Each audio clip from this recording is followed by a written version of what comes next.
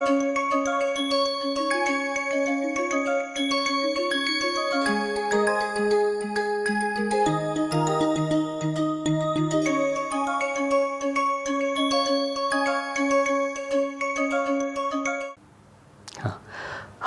and welcome you all to today's class.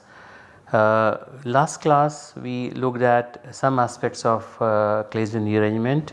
Particularly we looked at the Eschen-Moser-Claisen rearrangement, which involved conversion of an allyl alcohol to gamma delta unsaturated amide. We also looked at Bellus-Claisen rearrangement, where reactions of allyl ethers, allylamines and allyl thioethers with ketenes were discussed, which led to the formation of the corresponding gamma delta unsaturated esters, amides and thioesters respectively. We also looked at heteroclaisen rearrangement, both involving nitrogen and sulfur, and also we saw some interesting reactions of thio-based rearrangements like this, starting with a thio salt like this.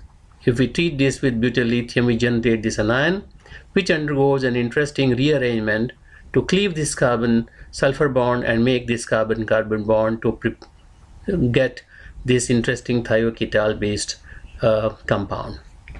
Finally, we looked at Chen-Mab rearrangement, which is also known as 3,3-phosphorimidate rearrangement or Staudinger-Claisen reaction.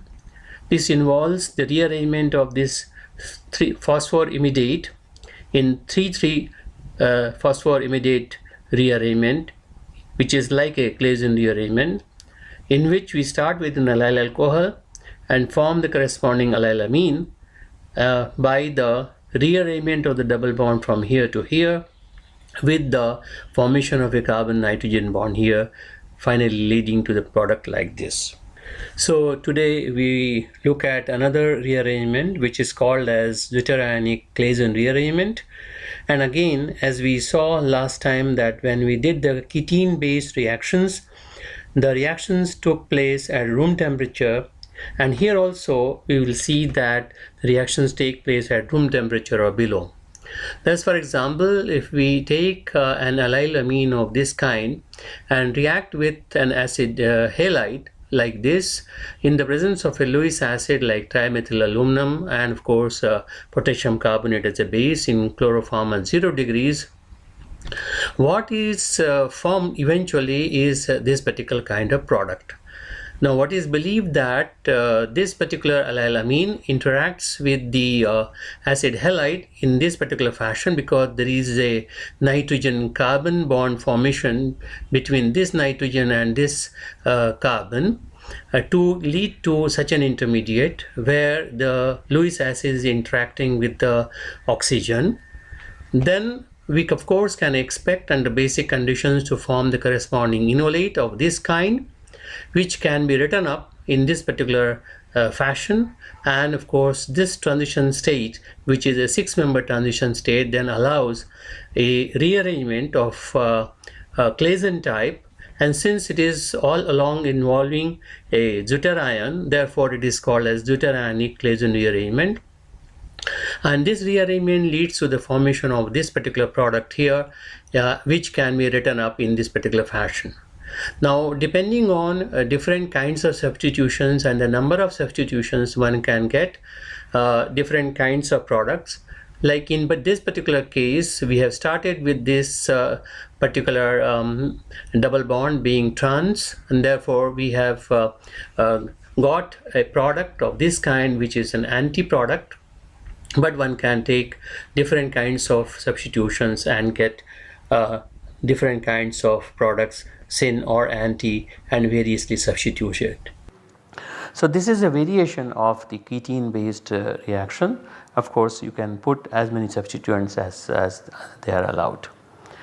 Now we have another reaction, which is chromium trioxide based reaction, which is somewhat similar to what we have earlier discussed. It's a kind of is a type of Claisen rearrangement. As you can see that one can expect this thing to happen in this way. and of course once this happens, then you can expect the oxidation to take place, and something that we have already discussed earlier. Now this is something that one can think about as an enone transposition. That means if we take a substrate of this kind here and react it with RMGBr, or RLi or RLi, then we can expect the R group to attack and form the corresponding tertiary alcohol, which when reacts with pyridinium chlorochromate, this is what is going to be intermediate, and that undergoes, as you can see, it's a kind of Claisen type rearrangement, and then of course you can get this intermediate which of course undergoes oxidation to form this. So this is a 1,3 enone transposition with an additional group attached at the position where the carbonyl group with additional group or substituent. So this kind of reaction can be made use of it. Say for example, if in the examination or as an home assignment, if I give a transformation to be carried out like this to this, then we have to think about it, that how are we going to go. There can be of course several ways by which one can think about it, but one of the ways that one can anticipate that is that if in case we are in a position to cleave this, because we have to bring here a double bond and of course an R group here. So R group can easily come if we can convert this into the corresponding ketone by cleaving. So suppose if you do ozonolysis here and cleave it here, so you can get the corresponding ketone, and now if we add here RLi or RMGBr, and of course this is a symmetrical molecule, so it does not matter, there are 2 methylene groups here, 2 methylene groups here, so it does not really matter which direction the elimination goes. But what we would get is we can attach the R group here, get the corresponding tertiary alcohol here, and then we can do the dehydration, but we will not get extra double bond here, and also how do we get the corresponding carbonyl group here. So this is something it's an exercise that is important to look at it. However, if we can convert this particular ketone, which is a symmetrical ketone, so if we are in a position to convert this into something like this, which we have already studied earlier, that we can convert a ketone into an alpha beta unsaturated ketone by using sulfur based chemistry or even by selenium based chemistry. So we can introduce sulfur here at this particular position, or selenium, make sulfoxide or selenoxide, and then we can bring the corresponding double bond here. The moment double bond is brought in here, that means there has to be a thought process that allows you to think that okay, I will convert this into this. If I convert into this, then of course I can easily convert this into this by following that chromium based oxidation. So you have here RLi followed by say PCC based oxidation. So this is how the 1,3 enone transposition can be carried out. So what it simply means that from your home assignments and later on from the examination point of view, one can give different types of starting materials. For example, here instead of giving this double bond here, which becomes relatively easy to kind of anticipate that how the ketone will come, one can even think about putting here an OH here. So if OH is put here, then that means that one can convert this into the moment you start thinking about it, there could be many different ways by which you can do it. However, if you convert this into autosylate and do the elimination here from this particular position, you get the double bond here. So you can convert this into the olefin and then you can carry it out. Alternatively, of course, you can convert this into the corresponding aldehyde and then think alternative ways of converting this into the final product, say for example if we have something like this. So it is not necessary that you have to stick to what has been specifically given talked or discussed in this particular course. However, as long as the procedures are correct, so there is no problem. But I thought that we can start with this and convert directly into the olefin here, then cleave the ketone, then we go further. In a similar fashion, you can start with this alcohol to the corresponding enone. It is very obvious that we take the corresponding ketone by oxidation of this particular alcohol here, and once we get the corresponding alcohol, then once we get the corresponding ketone, then we are in a good shape to convert that into this particular intermediate or the product that we are anticipating here. So it is just a kind of extension of how this rearrangement can be exploited in organic synthesis. Now we have another very interesting rearrangement which is also related to the kind of Claisen rearrangement type, is called Overmann rearrangement or aryl trichloroacetamidate to aryl amines. So it is very similar to what we saw using Staudinger type of reaction or chain map rearrangement, where we have an aryl alcohol here, and this aryl alcohol is converted to the corresponding aryl amine, where the same situation is there in a inverted way, that is rearranged way. The amine goes into the to the carbon where there is a double bond. It is done in the presence of this trichloroacetonitrile. This trichloroacetonitrile is a very interesting molecule which is somewhat like this, and that the 3 chlorine groups here pull electron density onto this carbon, and therefore from this carbon, and therefore this carbon is fairly electrophilic. In the presence of a base like sodium hydride, when an anion is formed here, the anion attacks onto this triple bond and you form this what is called as trichloroacetamidate. This is what is acetamidate. This is imidate. It is a kind of trichloroacetamidate. And now as you can see, you have 1, 2, 3, 1, 2, 3. So you have a 3, 3 sigmatropic type of rearrangement taking place, and if this immediately undergoes rearrangement upon heating, and it forms this particular substrate which can be hydrolyzed and the amine can be formed. So it is a very interesting reagent or a substrate which can be utilized in the synthesis of this molecule. Now I am showing an interesting example here where we take say for example a 1,2-diol, and this 1,2-diol with defined stereochemistry here. If we treat this with trichloroacetonitrile, if we use more than 2 equivalents of trichloroacetonitrile, so both the alcohols would get converted into the corresponding trichloroacetamidate. So we can think about having this substrate as one of the intermediates, and then what we have is double bond here, and now the first reaction that will occur is obviously this one coming in here, this coming in here, and this coming in here.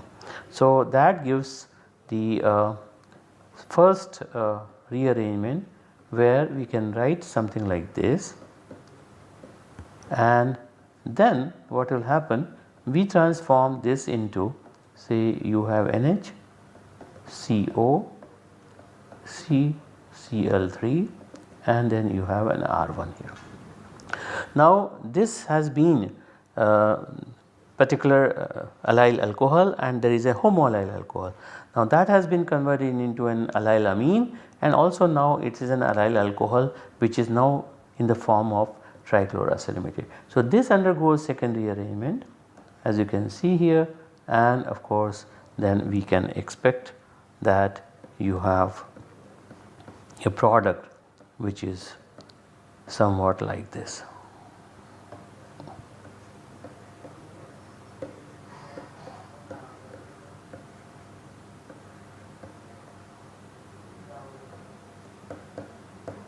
This is CCl3.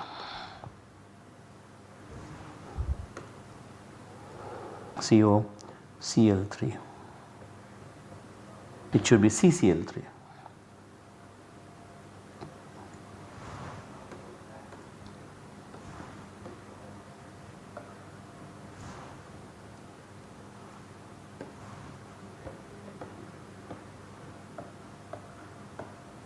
So now if we hydrolyze it by means of sodium hydroxide or potassium hydroxide, one can get the corresponding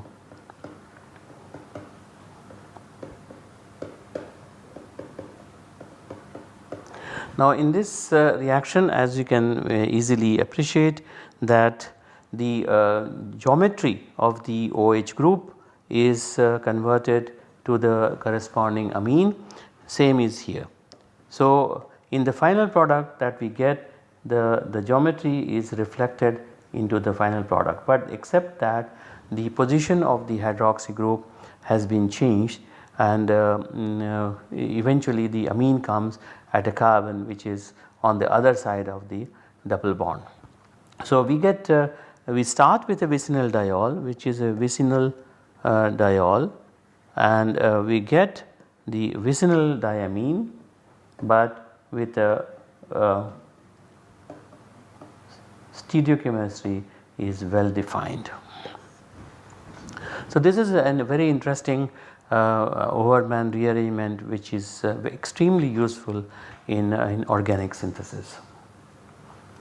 Now we have something called as Bamford Stevens and Shapiro reactions. Although they are not directly CC bond forming reactions, but at the first look, but then they build a case to make CC bond formation. So for example, if you start with the ketone and convert that into a tosyl hydrazone. So if we have a ketone of this kind and convert this into a tosyl hydrazone and then treat with sodium methoxide and heat it in a protic solvent, then we get an olefin. Now in protic solvent it proceeds via carbonium ion, but on the other hand, if it is a protic solvent, then what happens is it proceeds via a carbene reaction. So let us see the mechanism how this happens. This is the tosyl hydrazone. When it is treated with sodium methoxide and heated in a protic solvent like methanol, first there is a deprotonation of this hydrogen because that is directly attached to the nitrogen here, and then there is a lone pair of electron pushing it and forming this kind of diazo species, which then loses the negative charge from here, moves and then takes the proton from the solvent. This is solvent, HS is actually a solvent. So you have a methanol, so methanol will give you a proton from here and methoxide will come here. And then once that happens, this loses from here and generates a positive charge, because this positive charge, and of course there will always be a negative charge here, whatever the negative charge is, that methoxide, for example in this case it will be methoxide ion. So this positive charge or the charge species is possible because of the polar solvent. So the polar solvent allows the formation of this particularly charged species, and then you have a loss of proton from here to form the corresponding olefin. On the other hand, if it is a protic solvent, then what is proposed is that this particular intermediate then breaks directly from here, and since there is a negative charge at this particular part, that means the moment this particular diazo compound comes in, this can be written up in this fashion, and therefore at this stage when this nitrogen is lost, so instead of this negative charge taking up a proton from the protic solvent, since protic solvent is not present here, this particular carbon nitrogen bond breaks and then you lose nitrogen from here, and then you generate a carbene, and then this carbene could be written up in this fashion with proper substituents around here, here like this, and then there is a migration of the hydrogen and eventually forming a double bond like this. So these are two different Bamford Stevens reactions which are essentially done in two different solvents, and they give the olefins, and the geometry of the olefin also is somewhat influenced by which path the reaction proceeds. Now of course in these cases the thermodynamically more stable products generally form. Now what is Shapiro reaction? The Shapiro reaction is an extension of Bamford Stevens reaction, which is done in a solvent like THF or ether, and you use two equivalents of butyl lithium. Now if we take a tosyl hydrazone of this type and use two equivalents of butyl lithium, we expect to form a dianion of this kind, because the butyl lithium will deprotonate this NH proton here and also deprotonate the hydrogen which is here to form this kind of dianion, which will then allow the removal of the tosylate by the formation of this carbon nitrogen double bond and movement of this double bond to this particular part of the molecule where N double bond N is formed. Now this particular anion can undergo expulsion of nitrogen to form this vinyl lithium, and this vinyl lithium can react with different kinds of electrophiles to form this kind of vinylated product. If EX happens to be dimethyl formamide of this kind, which is also known as N-dimethyl formamide, then the anion can react onto this carbonyl carbon and expel eventually this dimethyl amino part to form the corresponding vinyl aldehyde. Now this is what is Shapiro reaction. So basically starting with a tosyl hydrazone, we can generate a vinyl anion and then introduce any electrophile that we want to react with. How do we make use of it in a conversion like this? For example, if we take this aryl alcohol and we want to convert into this particular olefin, then how do we go about it? One of the ways is, of course, is to oxidize this alcohol to the corresponding ketone, which is now an alpha beta unsaturated ketone. And since at the end of the double bond we have a phenyl group here, for example, therefore we can react it with lithium diphenyl cuprate, which will allow a Michael addition of the phenyl part to get this particular product, which can be reduced to the corresponding alcohol, and this alcohol under acidic conditions should undergo dehydration to form this double bond on this side, because this is conjugated with the phenyl ring. Of course one can expect a double bond to be formed on this side, but major product should form on this side. So from this ketone one can get to this particular olefin in two steps, the reduction followed by dehydration. Other possibilities by using Shapiro reaction. So if we take this ketone and make the corresponding tosyl hydrazone and then react with two equivalents of butyl lithium, then since this proton, which is benzylic as well as alpha to the carbonyl group, therefore this side deprotonation will occur, and eventually we would get vinyl lithium of this kind, which can then simply by protonation lead to the formation of this type of olefin, the target molecule. So this is how these reactions occur. So we will stop it here today and take up the other aspects of such reactions where CC bond formation occur, and therefore we will take those other examples in the next class. Till then, take care and bye.